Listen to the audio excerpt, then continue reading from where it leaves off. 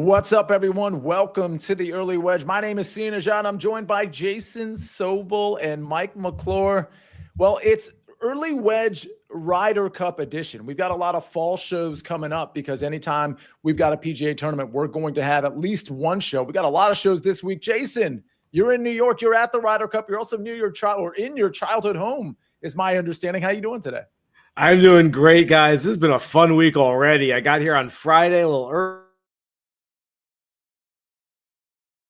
Maybe he's paused. Okay, I'm glad it's not me. I did all the things I did growing up here on the islands. No, you're good now. You're good now, Jason. I'm good now. Yeah. Okay. All right. See, this is what I had to deal with growing up, the bad Wi-Fi. So hopefully that holds out for the rest of the show. Mike, how you doing today? I'm doing great, Sia. Ready for this to get underway. I had a little, see the headlines, things delayed on opening ceremonies, things like that. It's just, I'm glad everything's getting figured out. I'm anxious to see some of those first matchups. Ready to go. I honestly, I'm always excited when we get the opportunity to play DFS or bet on it, but even more than that, just excited to take it in as a fan. Having a couple weeks off where we're hard in football action for most of us, just coming back to this and having it at the same time as football. I know that golf's going to earn a significant portion of my screens throughout the rest of the week. Well, I'll tell you what, everybody should know at this point that Mike and I do fantasy football today, DFS every Thursday. But Mike, we also did the DFS show for the Ryder Cup yesterday. By any chance, because we talked a lot of stuff there, including a lot of game theory that I think is super interesting.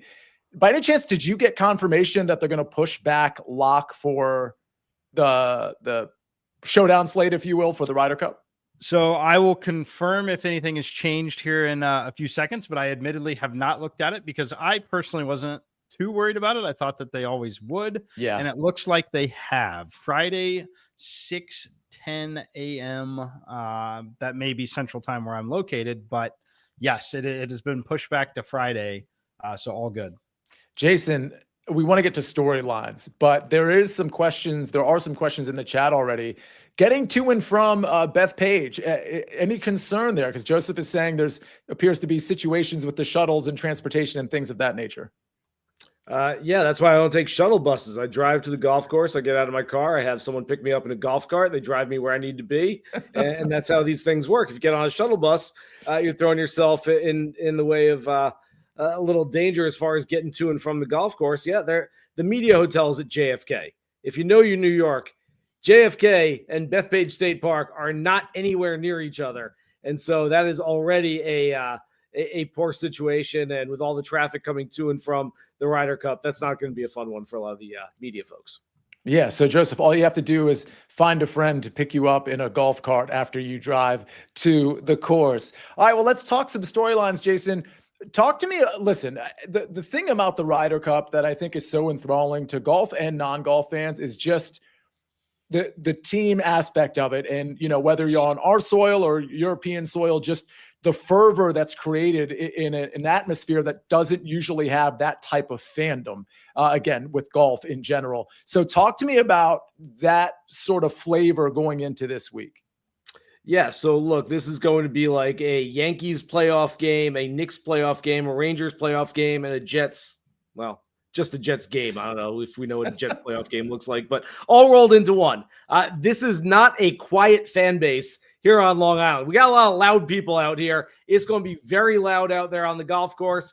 I am hoping, Sia, that we see some decorum out there at the golf course. I'm hoping that we reserve the screams and the yells and all the loud noises for in-between shots, but I'm not so sure it's going to happen that way. And I have a sneaking suspicion that the New York fans could be the underlying subplot of the entire 3-day tournament, that we could see some yelling and downswings and some angry Europeans throughout the weekend.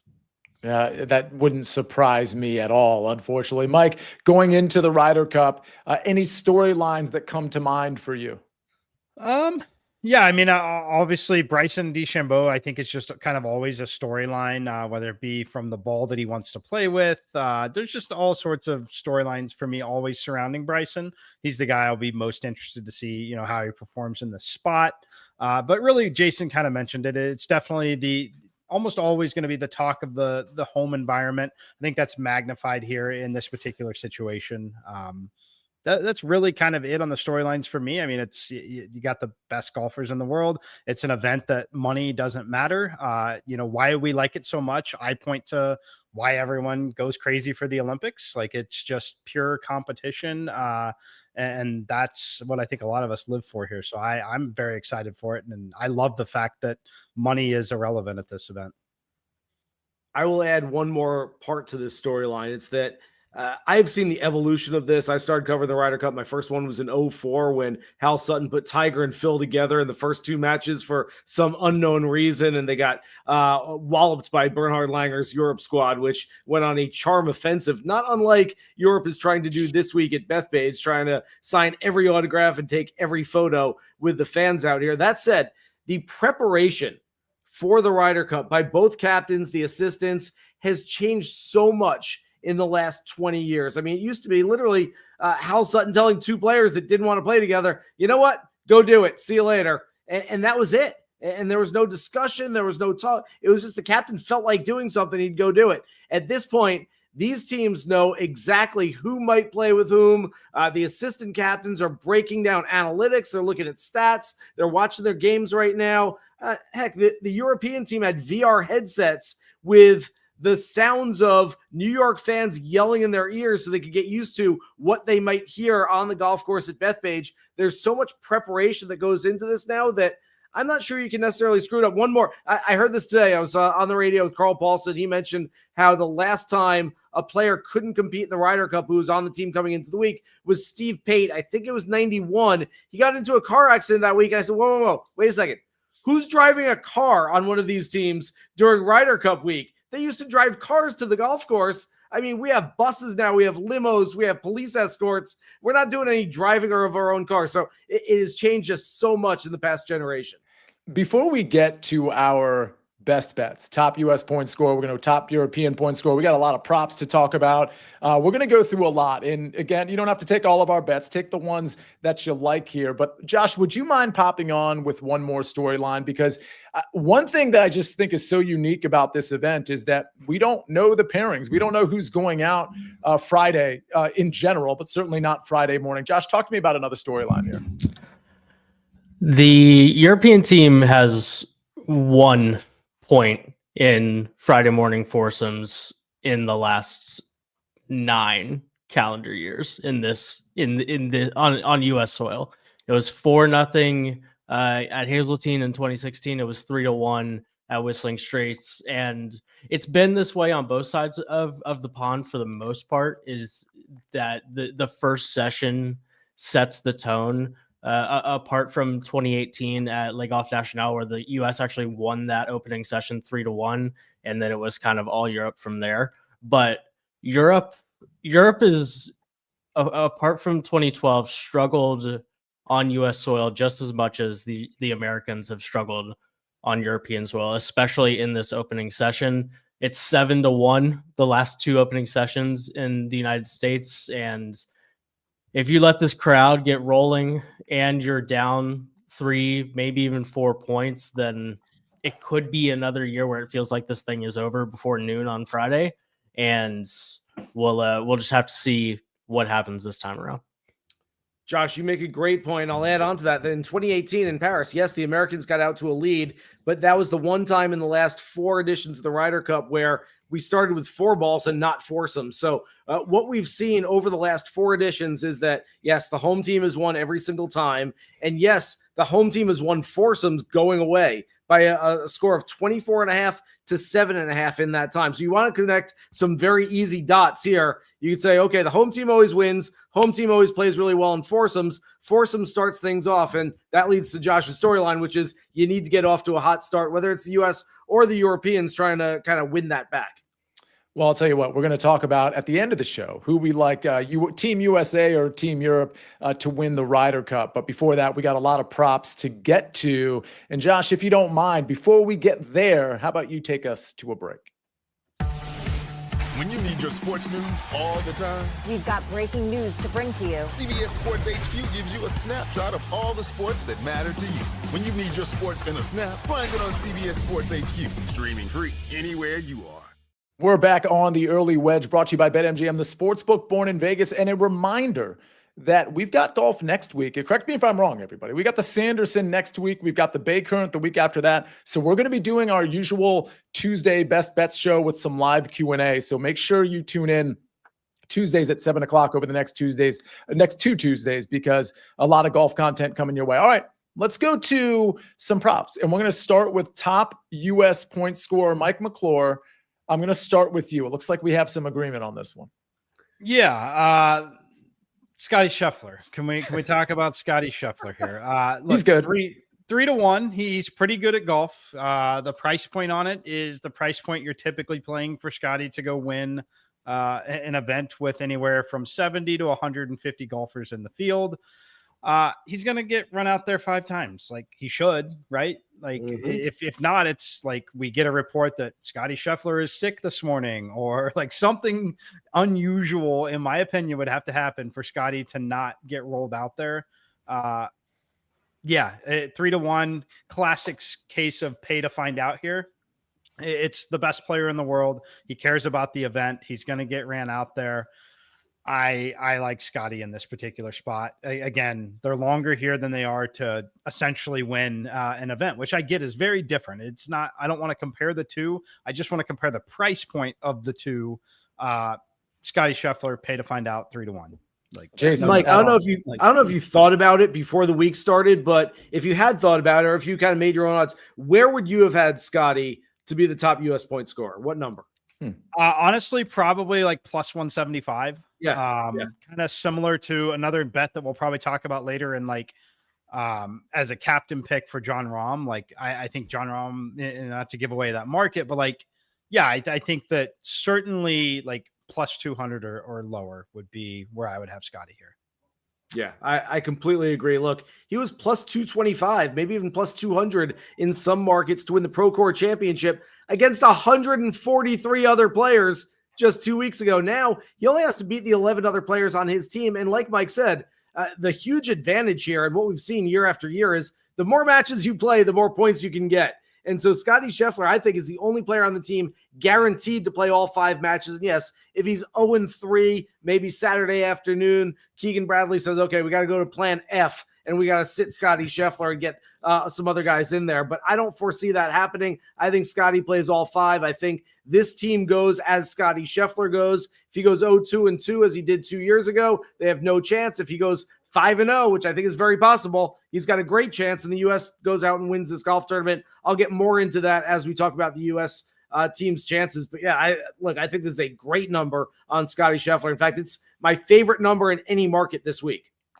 Yeah, what's interesting too is in that hypothetical where you talked about, well, if he's 0-3, he might not play matches, 4 and 5 or whatever. You've already lost the bet at that point.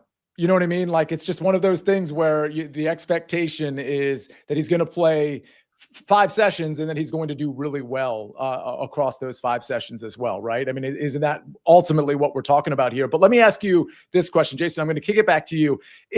If it was a without Scotty Scheffler market, hypothetically, who would be the guy you would pick? Because next in the odds board is Bryson, then Russell Henley, then you got Xander and Cantlay tied at plus 900. Cam Young, JT, Colin trail them. Who would be the guy for you if it wasn't Scotty? So if we can post it here, I'm not sure if I can post these things or not, but Taft has a great comment in there saying, what about the value on his potential playing partner, Russell Henley? And yes, I do think they go out in foursomes together on Friday morning, and would not be surprised if they wind up playing all 4 team matches together. And yes, I believe we saw this. Whistling Straits, Spieth and JT were partners, and did they go 4-0 that year? I might be confusing it with the President's Cup. But at one point, one of them was playing much better than the other one. And then on Sunday, the one who wasn't playing as well won his singles match, and he wound up being the top point scorer. Could I see that this week where Scotty kind of carries Henley for 2 days and Henley goes 3-1 or 4-0, and then all of a sudden Henley wins on Sunday and Scotty doesn't? Absolutely. If I'm looking at somebody on the team besides Scotty, I want the guy that's going to be playing with Scotty. Mike. Yeah, I agree. And I think that they'll probably play some together. I wouldn't go place that wager until you know that they're playing together for sure, right? Sure. You're not going to see drastic change in pricing. You may not see any change in pricing, but I think it would be worth waiting. You could play with Sam Burns. Like, I don't know necessarily. So yeah, it makes sense though. I think it's a great line of thought, and it certainly could play out that way. Having said all of that, at the price point, I think that Scotty is still the play that I would make, just considering the number. For what it's worth right now, guys, I think Scotty definitely at this point gets Henley and foursomes to start and maybe gets Burns and 4-ball in the afternoons. Now, we're not going to know that. If you want to make this bet before they tee off on Friday morning, you're going to know whom he's paired with on Friday morning, but not in the afternoon. So you're taking a little bit of a swing there. But yeah, if you want to make a play on Burns as well, I just don't think he's going to play more than 3 matches, maybe 4. But I'm going for the guys that are going to play the most matches in these markets. It totally makes sense. Taft Gant in the chat, by the way. Very, very good question. If you don't already follow Taft, make sure you do on social media. Taft, put your handle in the chat because I don't want to mess it up. But Taft's super sharp, covers a lot of golf, also covers college football. You can see him on the early edge. Mike, go ahead. Yeah, as Rick in the chat pointed out as well, Scotty is down to plus 200 in a few spots right now. McClure got him. Yeah, pretty interesting discrepancy. We'll see how quick some of those other numbers move now. Was that 5 seconds or 10 seconds after you made that play? It was a couple seconds, but it has just populated there at plus 200 in a few spots now. So before we get to top European point scorer, Mike, would that still be your? I don't know how that's affected the other numbers, mind you, but would that still be your bet at plus 200? At 200, yeah, I'd be leaning into it. Definitely want the plus 300. Again, I think it should be between plus 175 and plus 200. But definitely shouldn't close at plus 300. And Turtle Man is pointing out that it's still plus 300 at some major books, including FanDuel. We'll check BetMGM as well to see if that number has adjusted. But yeah, obviously in any sport, you want to shop your lines and get the best number. Let's go to top European point scorer. And I think Taft is going to like this one. In fact, Taft gave out a bet on the early edge this morning that I told him I loved as well and that I was probably going to bring to this show. And I am bringing it to the show, but it's not this specific bet. It's later on. Tommy Fleetwood is my top European point scorer. But before I explain that, Mike, talk to me about Rory McIlroy at, again, plus 300. Yeah, so I think if you've watched any of the other programming, you know which side I lean, U.S. versus Europe. However, I think out of everyone, like Scotty should play 5 times, like very likely should. The guy that I know is going to play 5 is Rory. I just don't see any scenario that Rory isn't playing the most golf here. So he's got the most opportunity. If you think Europe is going to have some success, like I agree with the other 2 names on the screen, frankly, like I think it's clearly one of these 3 guys is where you should be. I just think that Rory is the only one that is like truly guaranteed to go play all 5. And I really kind of like him in this format. So while I don't think the value is as strong as Scotty, I think it kind of points to why I like Scotty so much at plus 300. Frankly, if Scotty's 300 to win on his team, Rory's plus 300 on this roster on the Europe side.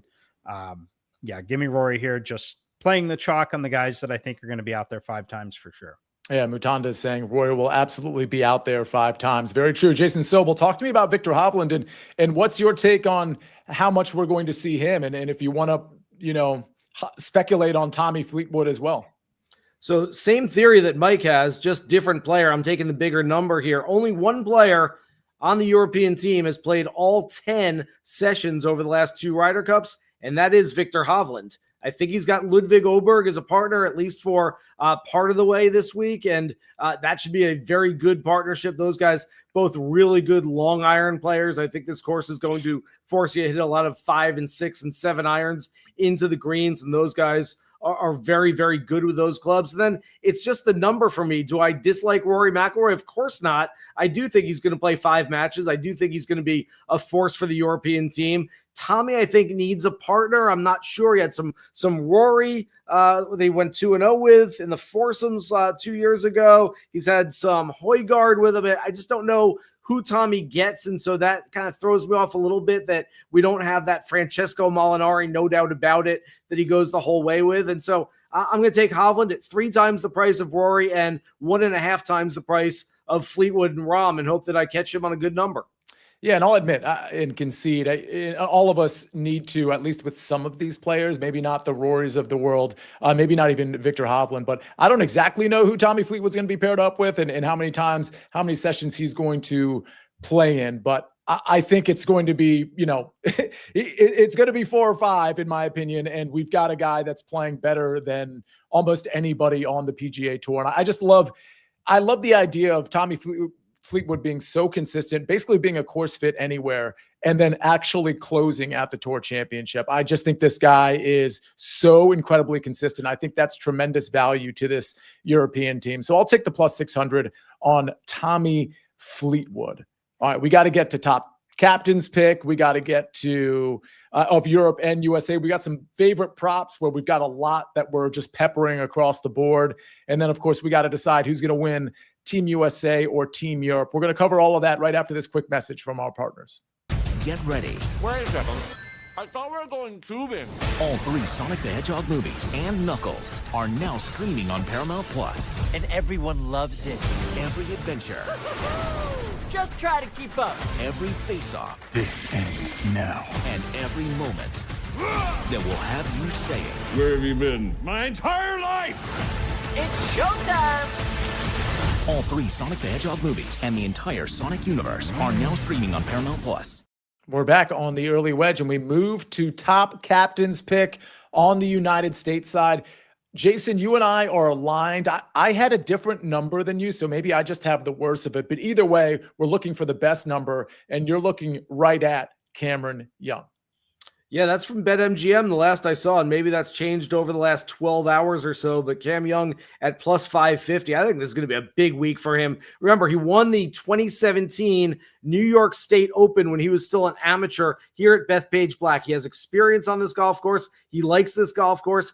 I've seen Cameron Young break out of his shell, not just this week, but over the last month or two. Since he won the Wyndham Championship, he has looked and sounded like a different guy. He's cracking some jokes in interviews. He's telling some stories. He does not seem sort of as insular as he was before. I do think he gets Bryson DeChambeau, at least for a couple of matches, the way it's looking in the practice rounds so far this week. I really like that pairing as well. You've got Bryson, sort of the alpha out there. He's the guy pumping up the crowd, doing his thing, and Cam Young can just go hit golf balls and be good at what he's been doing well, which is hitting the ball a long way and making a ton of putts. I think this is going to be a coming out week for Cameron Young. I don't want to make this comparison because I'm not going to suggest that Cameron Young is the next Scottie Scheffler by any means. But 4 years ago, Scottie Scheffler had never won on the PGA Tour, went out there and beat Jon Rahm in Sunday singles, had a great week, and within a year, he was the best golfer in the world. I can see Cameron Young using this event as a springboard to bigger and better things next year. We all know he has the talent. And I also think that Cameron Young could be the David Duval that we see this week. If you go back to 1999 at Brookline, David Duval was always known for wearing the wraparound shades and didn't show off much personality. The highs weren't too high, the lows weren't too low. All of a sudden, he's hooting and hollering around Brookline. He's getting the fans involved. I could see that from Cameron Young if this thing gets in the favor of the U.S. team this weekend. That was a very good discussion and rationale behind Cameron Young being the top U.S. captain's pick. But all I heard, Jason, was that Cameron Young's going to be the number 1 golfer in the world this time in 2026. That's what I heard. I'm pretty sure verbatim that's what you said. No? You don't think you said that? Number 2, right behind Scotty. Fair enough. Got that much in front of him right now. Yeah, fair enough. All right, well, I'll tell you what, Mike, if I didn't pick Cameron Young, it was going to be Patrick Cantlay. So talk to me about him as the top U.S. captain's pick. Yeah, I just think Cantlay is really well suited for the format, right? He's had a ton of success in match play in general. I think he's someone that can kind of also, not to the effect of Bryson, but can kind of rally the crowd and really encourage a little bit just because of the way he plays, the way he thinks. I like the playing partner a little bit with Xander. I think that Xander, while he hasn't been in top form, I think certainly can play well in this spot.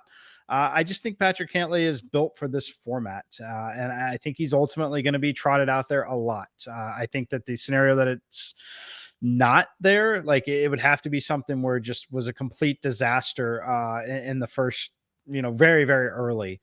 So again, I'm looking to maximize guys that I think are truly going to be out there 5 times. I think Cantlay fits that bill. I think he's just simply going to be out there. Because of that, I'm willing to play him because of his strong record really in this kind of a format.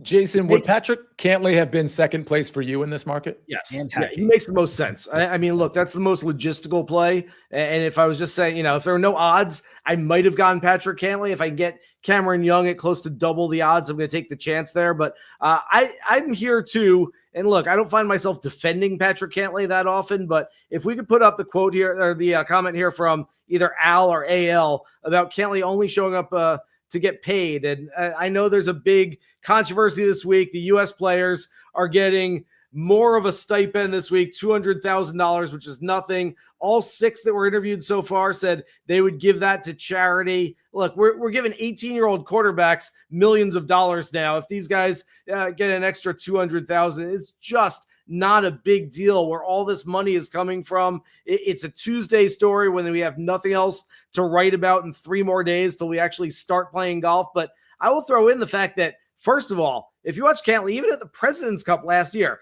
Cantlay cares. Cantlay really cares. He's an insular guy. He's a guy that doesn't show a whole lot of emotion no matter what he's doing, whether he's playing well, playing poorly. But Cantlay really does care about this event and is going to thrive there. The hat thing was weird a couple of years ago. He maintained today that his hat just didn't fit him, and that's why he didn't wear it. I don't know.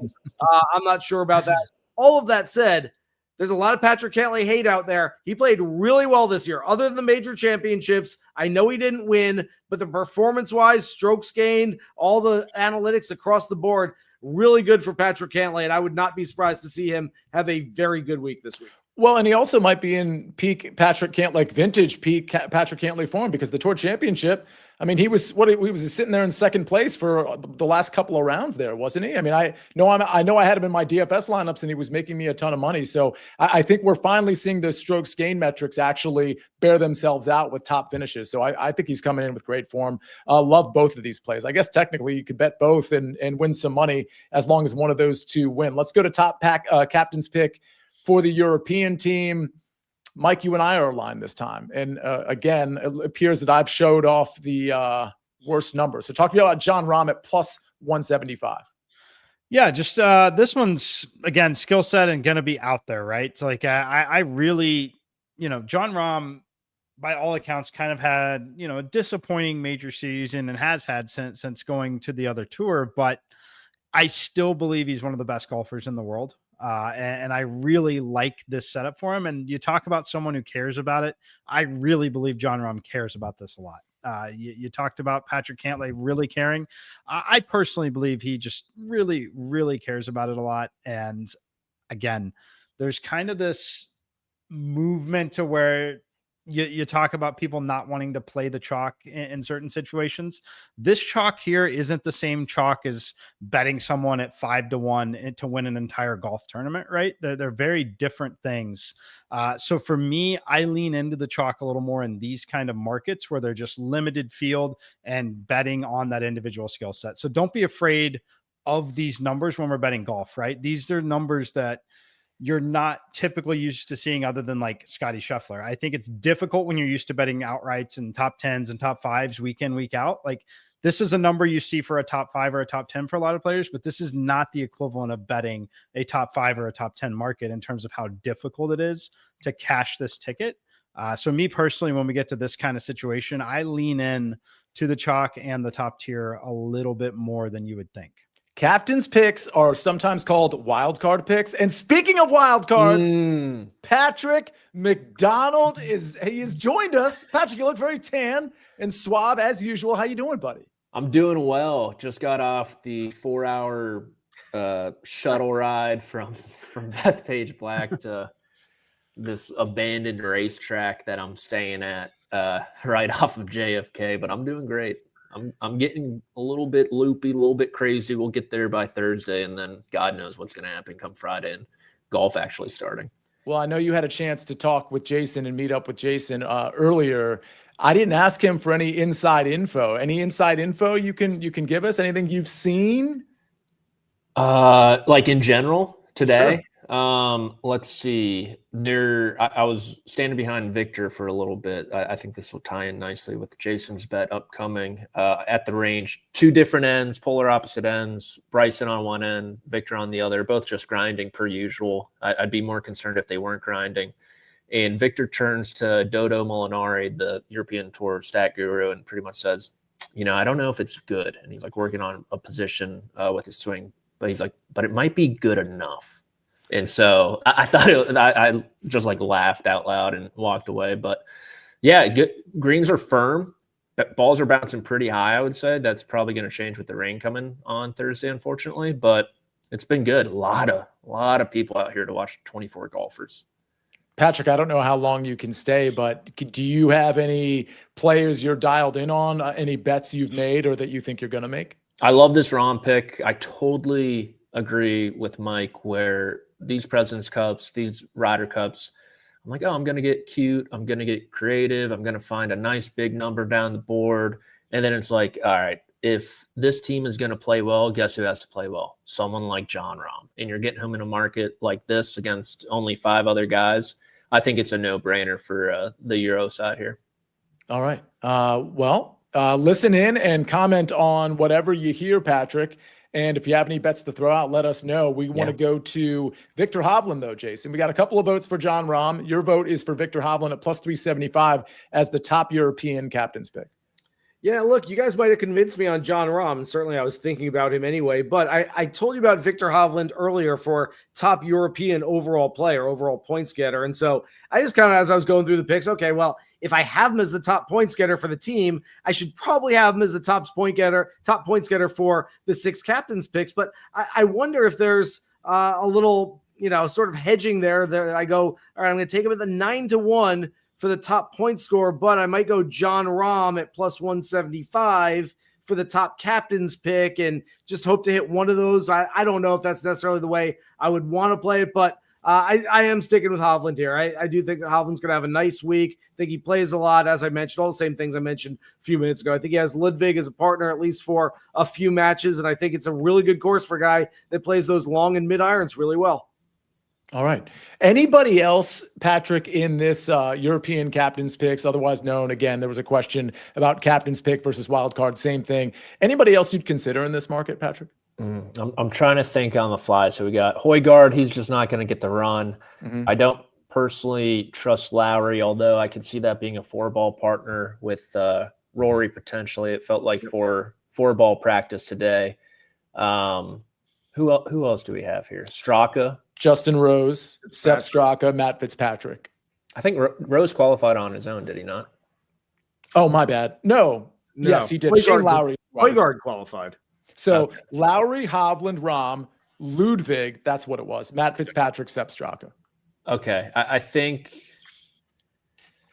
I'd probably just I'd go with Hovland or Rahm, honestly. Yeah. I don't really trust anyone else there. Yeah, agree. I think Ludwig would be the only guy I would consider there. All right, let's move on to favorite props. We've got a lot to consider here. I threw a bunch here, and one of them, if Tafgan is still in the chat, one of them was straight from his mouth on the early edge this morning. Top English point score was the one he put out.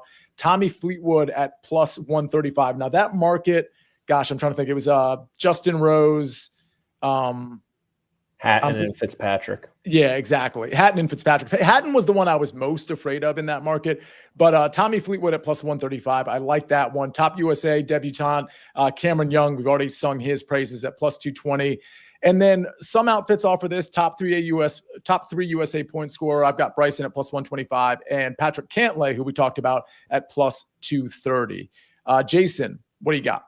I like those last two. I hadn't actually seen those markets before. I like that for a top 3 point score. Okay, so there used to be a guy that played baseball here in New York named Reggie Jackson. They called him Mr. October, and I was thinking, can we get that for Scotty? No, we're like a couple days short, so can't do that for Scotty. But he had another nickname. It was the straw that stirs the drink, and that's exactly what Scotty Scheffler is going to be this week. Like I mentioned earlier, if he goes 0-2-2 again like he was 2 years ago, the U.S. team has zero chance of winning this tournament, and it might be a blowout.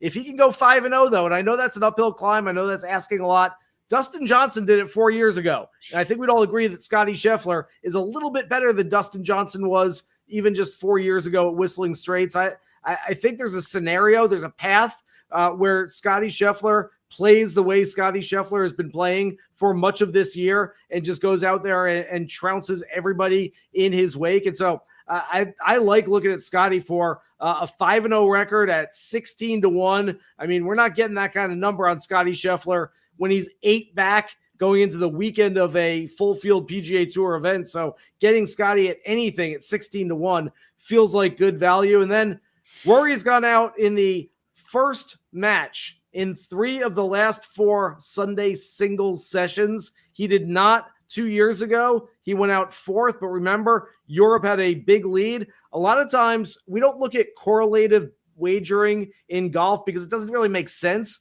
But in football, like the Lions-Ravens game last night, if you like the over, you probably liked Lamar Jackson to go over with his passing yards and touchdowns. And you probably liked Jahmyr Gibbs to go over with his rushing yards and maybe get a touchdown as well. You're not going to bet the over, the total, and then unders on all your props. It's correlative wagering. If I like the U.S. to win, and I know we're going to get that, I don't want to give out the spoiler alert just yet, but if I like the U.S. to win, then it means that Europe's probably trying to come from behind on Sunday. If they're trying to come from behind, Rory goes out first. He's done it 3 times in the past. Plus 138 feels like a really good number on seeing Rory in that first match. Mike, before you give out your plays, Patrick, any commentary there? I kind of to take a little inspiration from Jason here. I know like Bet365 had this prop to hit the first shot. I think it's going to be Scotty Scheffler.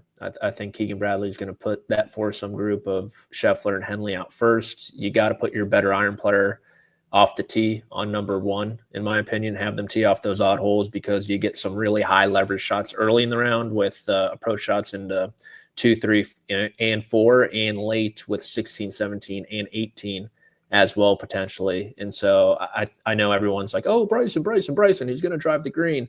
I think he's going to side with Scheffler instead and be like, this is our guy, this is our leader, the best player in the world, and we're going to lead with him. I'm pretty sure it was around like even money too for Scheffler to hit the first shot, but do not quote me on that. But that's something I saw and I liked at the time. All right. Mike McClure, you've got a couple here as well. Yeah, and I will say I loved hearing Jason talk about NFL props and correlation. He clearly is not interested in some of the reverse correlation that Sia and I enjoy when it comes to NFL receivers.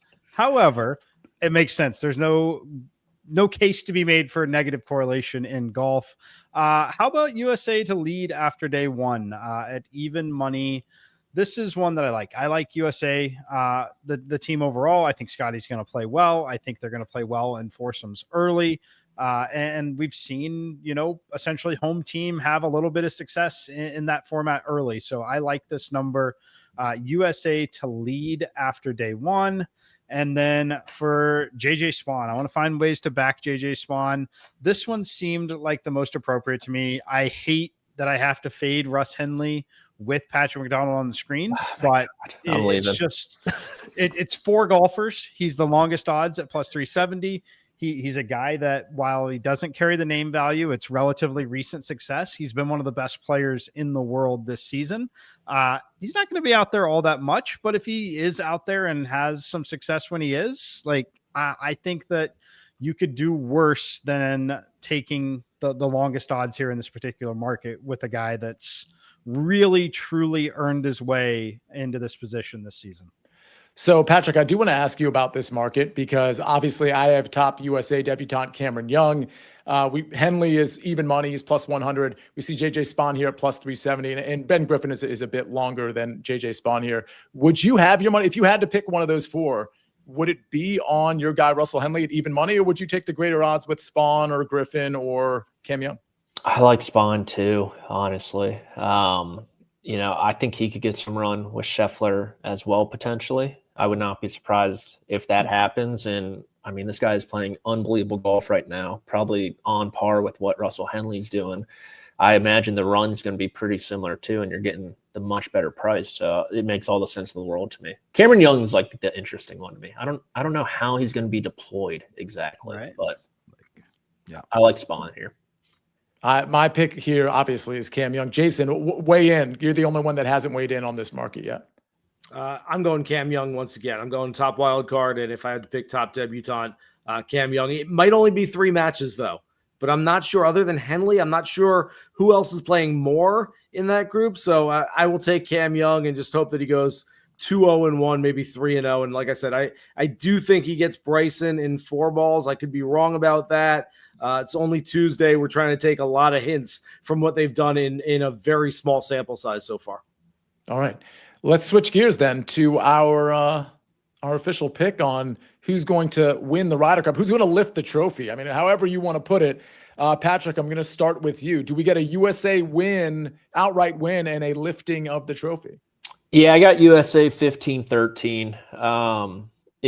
If you're around the parts where Jason and I are, that's probably a pretty unpopular opinion in the media center. I would say it seems like everyone's really rooting for Europe, especially, I mean, the European press. Like, kudos to them. They're really doing the damn thing this week. They're backing their boys, which you can only commend them for. But I think everything went so well for Europe in 2023, like as well as possible. And at the same time, I think it almost went as poorly as possible for the US. And I know it wasn't that close, but it also like wasn't too far away. I'm interested to see how Luke Donald reacts if he does get down early. Remember, he's never been down in a Ryder Cup. That's a fun little thing too. How is he going to kind of pull the pieces there? So I think US has a hair more depth. I think this European team isn't quite as sharp at the top as they were comparatively in 2023, where they arguably had the 3 best players in the world. And so I think it's a tight one, 15-13 USA. Jason? First of all, I agree with Patrick as far as the partisanship. They say no cheering in the press box, but there's a lot of that in Europe. Quick story, back in 2014, the Tom Watson captained U.S. team getting absolutely throttled at Glen Eagles, and the European press is just cheering everything. They have a lot to cheer that day because everything they're doing is going right. And at one point, U.S. is down 17 or something. I mean, just getting trounced. And Bubba Watson rolls in an 8-foot par putt, and I just stood up in the media center. I'm like, yeah, let's go. And I got all these like weird looks from the Europeans, like, oh, what are you doing? And all the Americans started laughing. They knew where we were going.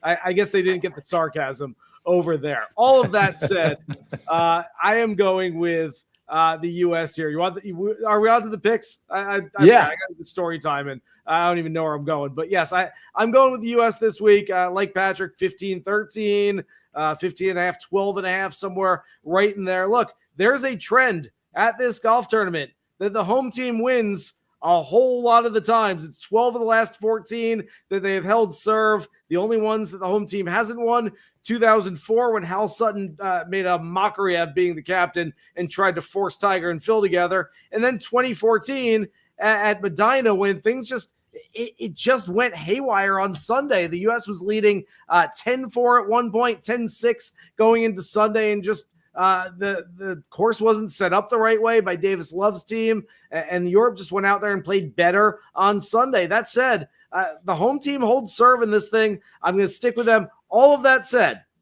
I don't like the minus 145 number. I know a lot of people are looking at Europe saying there's some value on their plus money number. I don't like minus 145. This is a competition of ebbs and flows and momentum shifts throughout the week. I'm going to wait and see. And I do think the U.S. gets off to a hot start, but at some point, whether it's Friday, whether it's early Saturday, late Saturday, I think it's minus 105, minus 110, and that's when I would jump on the U.S. All right, that's 2 for the USA, Mike. And by the way, I'm going to ask Josh as well. I mean, I'll just spoil mine. I like USA here. I'll call 16-12 just to be different and a little bit more decisive. But Mike, who are we going with? USA decisive victory starts with pure dominance. On day one. Dominance on day one. The New York crowd is into it. I think that I like this USA team quite a bit.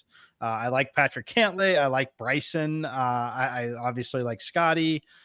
Yeah, I think that in theory, the Europe team has a lot of great names at the top when you talk about Rory and Tommy Fleetwood, the way he's playing. I like Jon Rahm. I'm expecting some Jon Rahm. I like the USA team better, particularly on USA soil in New York with the crowd. I just think they get off to a hot start and things kind of unravel for Europe, and they run away with it. That's what I'm going to be building my DFS rosters for, is complete dominance. So I will either be first or last in those contests. Mike, do you have like the most likely score?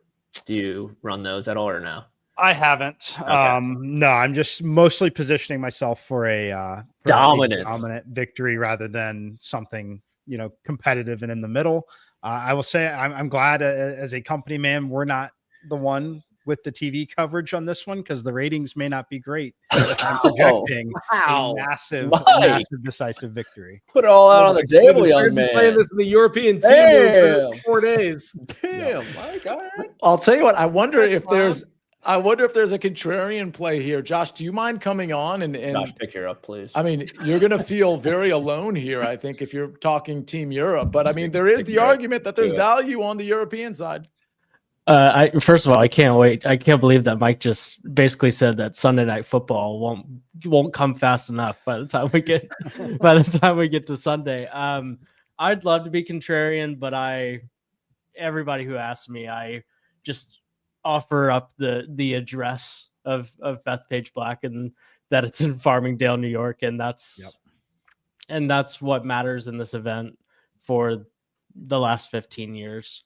So I think on a neutral site, it's really, really interesting. But right now, we're just at a spot where I'm always going to take the home team.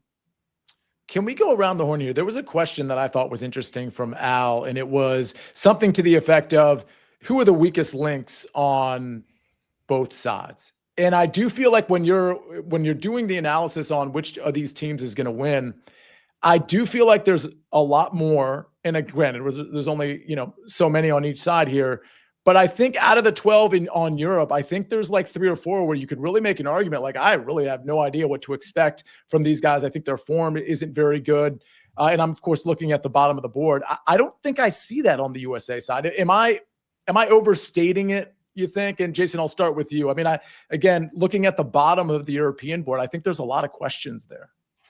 I think it's up to the captains to put their weaker players in positions where they can find success. I think if you asked American fans, 95% of them would list Colin Morikawa without hesitating and say he has one top 10 since March, hasn't been playing his best golf. And all of that is true. I expect him to play foursomes, potentially with Harris English. It looks like so far that could change, of course, but he's built for alternate shot. He doesn't make too many mistakes. He might not wow you with 8 or 9 birdies in a round, but I can see Colin Morikawa just keep it in the short stuff and playing some good golf in that format. And look, it's starting to come around a little bit for him. He's probably the weak link on the team right now. For Europe, I'm going to go. Robert McIntyre is a fantastic player. And this is not to besmirch the good name of Robert McIntyre, but remember, when he was winning the RBC Canadian Open last year, he had some drones flying overhead, and this turned into a grand subplot of the entire final round. He's looking at him. He wanted to shoot him down. He's like, I'm not hitting a shot until those things stop making noise. What do you think is going to happen when we got 12,000 screaming New York fans standing around a tee box yelling at Robert McIntyre? I'm not sure you can go, I'm not going to hit until those guys quiet down. Sorry, Bob. Got to hit it. Patrick, any thoughts on either what Jason said or a weak link or two on either side? I'll say this.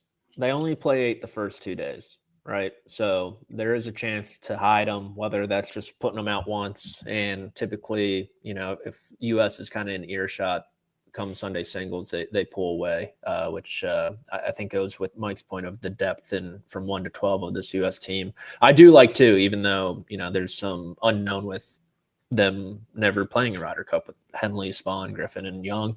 I would say weak link for Europe. I think the easy answer is Højgaard. I'm going to go out on a limb and say Shane Lowry potentially for him. He hasn't been driving it well. I know he put a new one in the bag at the Irish Open, hit it well that week, but then didn't at the BMW Championship. I'm curious to see how he plays. It could go, I think, one of 2 ways in a big, big way. And then for the U.S., I'm kind of bearish on Justin Thomas, honestly. I'm I'm curious what they're going to do. I wanted Bryson this whole time with him. It seems like it could happen Friday morning. And I think kind of like Lowry, that could go one of two ways very, very quickly. Mike, you mentioned in the chat Lowry and Straka. I would certainly agree with that. I'd probably add in Rasmus as well. Expand on that. Yeah, I just think that, who knows where Shane Lowry's game is, and Straka, it really as well. I think a lot of the recent form and just the I won't say unfamiliar ground, but just like the road environment in New York, like to Jason's point against McIntyre as well, like I could really see it bothering those players quite a bit. So part of the reason I like the US is, again, you've got three of the top four arguably right now are on Team Europe, and that's Rory, Rahm, and Fleetwood. Like, you're not going to get that argument from me. It's like, it's Scotty, and then I would have those three Europe guys next, right? But after that, it's just a run of solid US play, right? We were talking about Bryson, Henley, Patrick Cantlay, Xander Schauffele. You could maybe argue that you want to put like Ludwig and Hovland right in that ranking, but to me, I think some of those guys right now, frankly, are very similar to even Cam Young and Ben Griffin. I think there's very little difference in the format. So I think that the U.S. has really got more depth. I think the Europe team has a lot more high-end upside, but I still have major question marks on that high-end upside. Like, it's crazy, but the most consistent player there is Tommy Fleetwood, not John Rahm or Rory McIlroy right now. Absolutely. Go ahead, Patrick. One note on Sepp Straka today. I don't know how he's going to get over this mentally. He got absolutely cooked by a kid asking for his autograph. He said, or it was she, shame on me. If you're Canadian outside the bathroom and you're from the United States when you're going in, what are you when you're in the bathroom? Am I allowed to answer? Yeah, European. European. Yeah. He didn't get it. Yeah. Didn't get it. All the kids started laughing at him. From Georgia. I don't know how he comes back from it, honestly. I had no idea where that was going. We got to get to, that was great, Patrick. We got to get to, by the way, do we know the state of Sepp Straka's game at this point? Like, you guys are there. I mean, any thoughts there? It hasn't been good as of late. Obviously, he had taken some time off. I didn't see him today. Okay. Fair enough. Honestly, much like Morikawa, I would expect him to be a foursomes guy. And I would point out, too, that some of the guys you're trying to hide, and we're going to see the pairings on Thursday afternoon at 4 o'clock. The captains will make the announcement of who's playing Friday morning. And even some of the guys that we're talking about that are at the back end of the lineup, and you're trying to hide them a little bit, people are going to see them out in the first session and go, why is he playing in the first session? Well, if you're going to hide them, foursomes, that's the better format for a Morikawa on the American side, for a Sepp Straka on the European side. So you're going to have to put him out there first, or else you're putting him out there in four balls when you want guys making a lot of birdies. If those aren't your birdie makers, you can't save them for that format. Josh, any before we get to Sobel story time, any commentary on that weakest link discussion we just had? Many are talking about the neck and neck race between me and Matt Fitzpatrick to get our first Ryder Cup point on U.S. soil. We're tied. It's 0-0, and there's a very real argument that I might have a better chance relative to how it went in 2021 and the deer in headlights look in 2016 at Hazeltine. He's just not good in Ryder Cups. He's quite bad in Ryder Cups, and he has yet to win a single point on U.S. soil. So that possibly a week. He's playing really well, obviously, but it has not been pretty for Matt Fitzpatrick in this event. On the U.S. side, they're super deep. I am a little bit concerned about the form of Xander Schauffele and what that means for Xander and Cantlay and that sort of foundational point getting team for the United States. When you think about how this falls apart, that's pretty high on the list, right? I mean, Scotty playing poorly is probably at the top of it, but Xander and Cantlay just not playing very well, not getting a couple points like they always seem to, is probably pretty high on that list as well. I would bet on him playing fine Like it won't be a big deal. But he hasn't played since the BMW. He had a child. I mean, it would not be stunning if he's just not in great form still. I feel like I haven't heard enough chatter about Xander. Bhutan is saying Xander under 2.25 points, minus 130. Jason, go ahead. I want to bring up one more point. I want to get your guys' opinion on this because it seems like every 2 years, the word camaraderie comes up time and again in the fact that, oh, Europe likes each other better. They're better friends. I think this stems from 25, 30 years ago when they're all playing the DP World Tour and they travel together in packs and go play Belgium and then play Switzerland and then go play in France. And they'd all kind of travel. Now they all live in Jupiter or Scottsdale and none of them travel together. And it's essentially the same type of team as the US. That said, every 2 years, the camaraderie issue comes up like, well, those guys are closer and they get along more in the team room. Sia, Mike, you guys talk football all the time. We analyze and overanalyze every single football game. I never once heard anybody say, well, the Eagles are better friends than the Chiefs, so they should play better together. It just makes no sense. It's just a non-issue. It's something we bring up every 2 years, but who cares who likes each other better? Totally agree. Patrick, final word before we get to Sobel story time.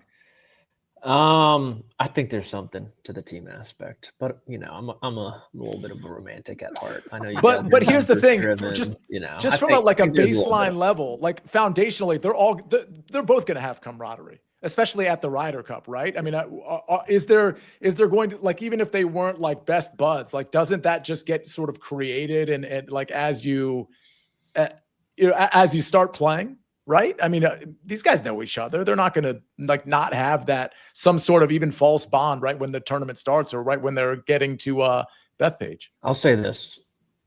The team room for the U.S., if you want to have a concern, the ultimate glue guy isn't in there in Ricky Fowler. Think about those Europeans and Lowry and Fleetwood right there at the end when Rory won. Rose was right there when Fleetwood won at the end. Like, think about the guy who has always been there for these guys. Who's the first man to shake Scotty Scheffler's hand when he walked onto the property at Valhalla after getting arrested? It was Ricky Fowler. People forget. He shakes everyone's hands. And so I think that is the storyline, in my opinion, that's not being talked about enough. That's totally fair. All right. We close the show with Sobel story time. Jason, you got a Ryder Cup story for us?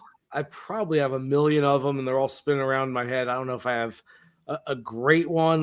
Patrick, you were talking about the transportation going to and from Bethpage this week. I remember my first one. It was really the first tournament I'd covered on my own was the 2004 Ryder Cup, maybe the second one. I think I'd done the PGA that year as well. But essentially, like, I didn't know what I was doing, and I wasn't part of a team where we're all traveling together. And so I remember I drove to a parking lot somewhere, and some security volunteer is like, no, you're at the arena like 12 miles that way. I'm like, okay.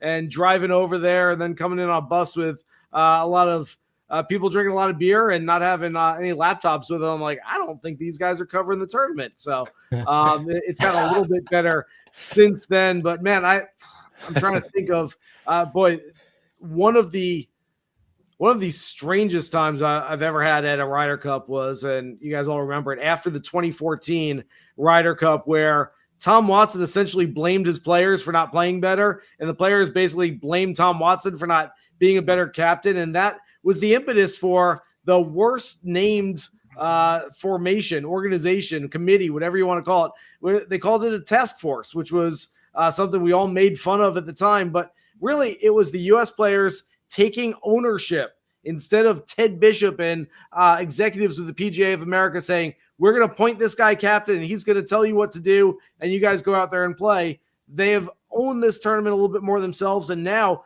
this is the full circle moment because one of them, Keegan Bradley, not an elder statesman, not a Steve Stricker or Jim Furyk or Zach Johnson, who's been around for a long time, but literally one of the best players in the world is captaining this team. I think that ownership is going to mean a lot this week for the players. All right. Good stuff. Any final words from anybody before we wrap? I want to, Josh, I should tell everybody, we do have round recaps Friday, Saturday, and Sunday, correct? Correct. We'll be here right here on the SportsLine YouTube channel. That's excellent. I think you're going to see a lot of, I'm not 100% sure. I'm not looking at the schedule, but Jason, some Patrick, some Rick Gaiman on those round recaps as well. Of course, Josh as well. Wow, this is going to be really exciting. We got a lot of bets out there. Again, especially in a tournament like this, take the bets that you like. Certainly don't take all the bets, especially the ones that are in contrast to each other. But I think this is going to be super fun. And Josh, go ahead. If you think Europe's going to win, winning margin Europe 1 to 3 points is plus 400. I find it hard to believe that they win by more than 3. So if you like them, that could be fun at plus 400 rather than the plus 170 just for them to win outright. That's a great look. Mike, expand. Yeah, I completely agree. I think that if you're going to play Europe, it would be that way. I see some in the chat talking about Xander unders.